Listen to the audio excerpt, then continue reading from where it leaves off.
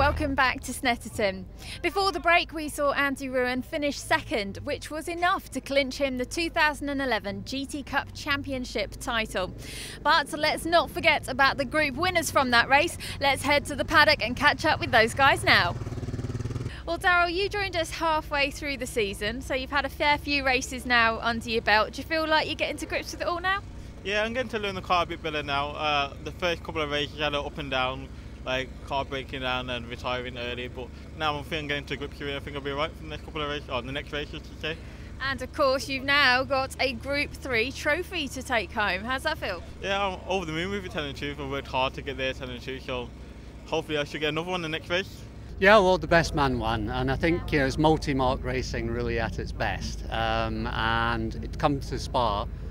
Tom had a problem in practice with the engine, and we ended up lending him a spare car, and that gave him enough points to close off the championship, which I think is completely in spirit with how this series is run. Very close competition, but very fair.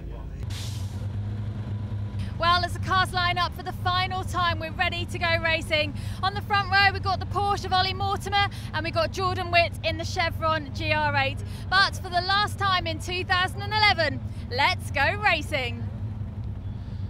Thanks, Charlie. Mixed feelings as ever with the final race of the season. You're looking forward to the excitement of the race, but you'll be sad you then got 5 months to wait for it all happens all over again. The cars off on their final formation lap of the season. This is how they're going to line up for the second race this weekend here at Snetterton, with Jordan Witt in pole, Ollie Mortimer alongside him on the front row grid. Can Jordan hold on this time around? Andy Ruin and David Tomlin once more on row 2. Rolling start as ever, the pace car about to pull in, and the yellow Chevron GR8 with Jordan Witt to pace the field. Ollie Mortimer drawing alongside him as they rumble along the centre straight, looking to those red lights on the gantry which flash out now, and away we go. And again, it's a good start from Jordan Witt as the field surge across the start line into Riches. You can see Witt fighting the wheel as he turns the Chevron in. He maintains the lead over Ollie Mortimer, with Andy Ruin there in third position, David Tomlin in fourth, and then Francis Gallishan in fifth and leading Group 2. Breaking into Montreal, and Mortimer getting very close there to the tail of Jordan Witt, but Witt at the moment has got Mortimer at bay, and of course Ollie Mortimer picking up those extra kilos of success ballast following his success in race 1. It means that Porsche might not be quite handling as he would anticipate it would do in these early stages. It's enabling Jordan Witt in the Chevron to try and make good his escape as the field all safely through Palmer on towards Hamilton. Such a nimble and agile car, the Chevron GR8, very good looking car as well. Jordan Witt this year has really shown just what a formidable proposition that car could be in the GT Cup Championship. Immediately a front runner at the moment, pulling out a bit of an advantage here over Ollie Mortimer in second position, the Porsche ahead of the new champion Andy Ruin. And then he's got David Tomlin, with his playmate all season, right on his tail. They come down the Bentley straight into Brundle and Nelson. This time, Ollie Mortimer is who closes onto the tail of Jordan Witt through Brundle and Nelson, just using superior straight line speed of the Porsche on the Bentley straight to get onto the tail of Jordan Witt, out of the bomb hole and on towards Coram Curve. And still, Ollie Mortimer is looking at the rear wing of Jordan Witt. Coram should play to the advantage of the Chevron. Yes, look at how that gap extends between the leading duo as they come into Murray's, and that could be decisive with regards to the overall victory here. If Jordan Witt can maintain that sort of commitment through Coram, it's going to make it very difficult for Ollie Mortimer to get onto terms. That's such a pity there. Darrell Wilson pulling into the pits in the Marcos Mantis, so he is out of the running as the leading duo are still as close as you like as they exit the hairpin at Montreal, and Mortimer looking every which way to pick his way through, as is David Tomlin. This is the fight for third and fourth, and Andy Ruin driving very wide. Porsche Tomlin looks to the inside in towards Palmer, kicks up the dust, and Andy Ruin just covers the racing line in time. David Tomlin no way through there. He can't fabricate a Ferrari's width. It's not. We've also got another battle going on between Sean Winder and David Witt, Jordan's dad. Pair of them picking up where they left off in race 1 as Mortimer looks into Hamilton around the outside of Jordan Witt, and Witt in the Chevron now having to work very hard to keep that Porsche at bay. Ollie Mortimer thinks about the move into Oggies. Again, Jordan Witt can't see the car on the inside of the circuit. He's going to make Mortimer do this the hard way and drive around the outside of him. And instead, Ollie Mortimer will look for the run here through Williams and onto the Bentley straight, and I think he's close enough this time to really mount the challenge down the Bentley straight. Accelerate out of Williams now, and look at the Porsche closing. We'll see if he squeezes through. It's the fight for third and fourth. heads in towards. Yes, here we go. Mortimer looks this time to the outside of Jordan Witt, the pair of them side by side down the straight, into the lead. The race goes on. Mortimer, great move, using the performance characteristics of that Porsche to perfection, and he's just able to draw alongside and pass the Chevron, although Jordan Witt getting right up onto the tail of Mortimer once more through Brundle and Nelson. They will then surge through the bomb hole.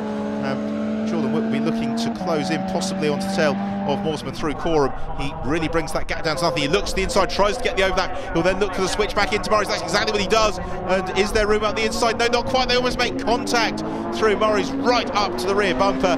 There in the Porsche Ollie Mortimer comes Jordan Witt. Francis Galashan in 5th, leading Group 2 from Rupert Martin. Wherever you look in this field, there's battles going on. Pretty much everybody's found somebody to race with, especially Sean Winter and David Witt. And David Witt looks to the inside of Sean Winter as they accelerate out of Nelson on towards the bomb hole. But Sean, one of the most improved drivers in the championship this year, keeps him at bay. But then into Coram goes David Witt. Super move from David. Brilliant, brilliant stuff. Very brave to look up the inside into Coram curve, and he surges through in the Chevron and demotes Sean Winter into 8th position. Now, can David Witt pull away just a little bit from Sean? Back to the fight for 3rd and 4th. Still Andy Ruin just about keeping David Tomlin in 4th position off the podium. Not one to try from David. Again, he closes up through Palmer. They will then accelerate down this short straight on towards the hairpin at Agostini, and David Tomlin looking to the inside of Andy Ruin. To Agostini, draws alongside. Andy Ruin covers the gap, and onto the grass goes David Tomlin, assertive driving from the pair of them.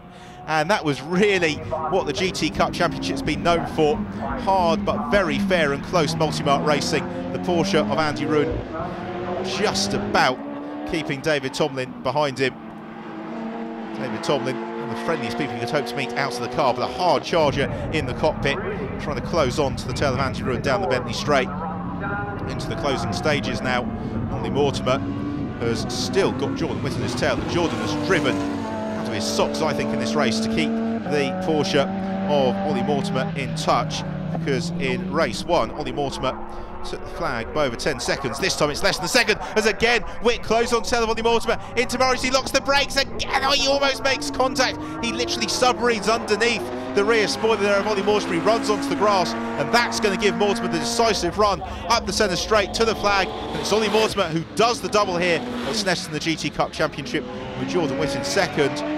Got a replay here of Rupert Martin preemptively celebrating the end of the season with a donut. He's going to rejoin though, no harm done there. It's Mortimer and Witt received the acclaim of the crowd and the marshals. They've given us a great show. Excellent race and a fitting end to the season, with Mortimer just edging out Jordan Witt.